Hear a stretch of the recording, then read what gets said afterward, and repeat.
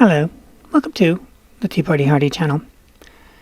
We're going to review episode 2 of Disney's Gallery, The Mandalorian. This episode is called Legacy, though it feels a lot more like a eulogy.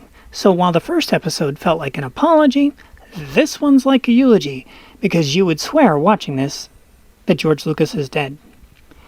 There have been some other channels that have mentioned in their discussions how when you get the Star Wars people together in the modern world, they constantly talk like George is dead. They haven't stopped doing it. It's really kind of tragic because you can almost imagine a cartoon George in the back going, "Hello, I'm here, I'm alive, I tell you, alive, I'm not dead." Yeah. So, while we mentioned in the first one that they kept Kathleen Kennedy out until the very end, because after all, it was an apology, they did not do that in this episode, as you can clearly see. No, she's in it. She's in it at the beginning. The way the show is set up this time is it introduces some behind-the-scenes players, technical folk on the crew, which, for those who really love Star Wars, that's a really nice treat. Because, like, Ben Burtt is the sound designer on the Star Wars films, not the TV show, so he does not make an appearance here. But, you know, there's Phil Tippett, there's Ben Burtt, there's all these names that people know because they love Star Wars and they want to know everything about Star Wars. So, getting those folks in this show was a really nice treat. On the downside, this lady right here kept interrupting them. And sadly, so did Jon Favreau. And there's nothing worse than having a good question thrown out and a really good answer in progress stopped because somebody interrupts.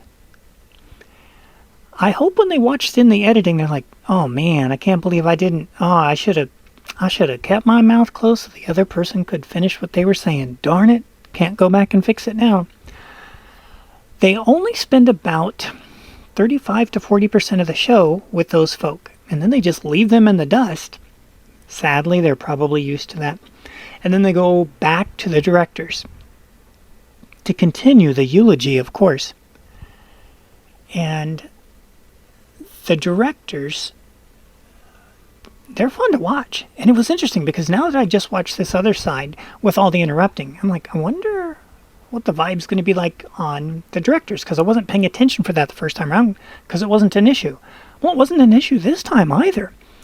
And it's fascinating if you think of it from the point of view of what a director's job is, that here's these 5 people sitting around, at least I think that's the number, and they are very, very good listeners.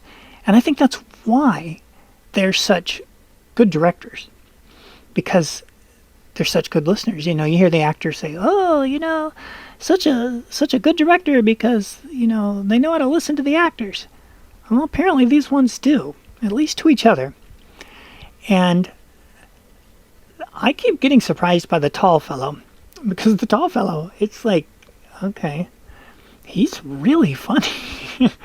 He's the one that directed the action, not the action one. Well, it was action one. They're all action. He was the one that directed the Breakout episode, and as in, you know, they got to get him out of jail. And that guy's really, I would like to hang out with him. He's very funny. So, all right, back to this. What do you get out of this episode? George is dead. You get out of this episode, George is dead. His legacy is being carried on by this, and it was nice to hear Dave Filoni say the things he did about why Star Wars is important. And it sounds very familiar to what you hear on the High Council. And in fact, the directors felt a lot like some of the classic High Council episodes here on YouTube. Tuesday nights at, I think, 6 o'clock California time. I don't know. I always catch it in the After Effect. All right. So, very enjoyable. Did not enjoy at all the interruptions by Kathleen Kennedy. Did not enjoy her interjections. They were not informative. The show, once again, does not bring up at all any of the Disney Star Wars productions. It's all Episode 4, Episode 5, Episode 6, Episode 1. It's the Lucas material. And you might be thinking, well, it's called Legacy. Of course it is. You know what? Rogue One, that's Legacy too. The Force Awakens, that's Legacy too. But no, I'm hoping they don't show up in this, but I was hoping that the apology was sincere, but clearly as we look at the screen now, it wasn't as sincere as we'd hoped. So there you go. All right, I guess that's really all there is to offer for this show, for this episode. The first one was an apology. The second one's a eulogy. It would be wonderful if somehow George Lucas does show up and go, hey, just for the record, I'm not dead. That would be nice. And if you haven't seen it yet and you're going to watch it, pay close attention to Dave Filoni when he talks about how Lucas talks to him, because he does a dead-on impersonation. I don't know if that's on purpose, because nobody laughs or reacts to it. It might just be because he spent so much time with him, but it's like, whoa, that's a really fine impersonation. It was like hearing George Lucas come right out of his mouth. It was kind of creepy. Cool.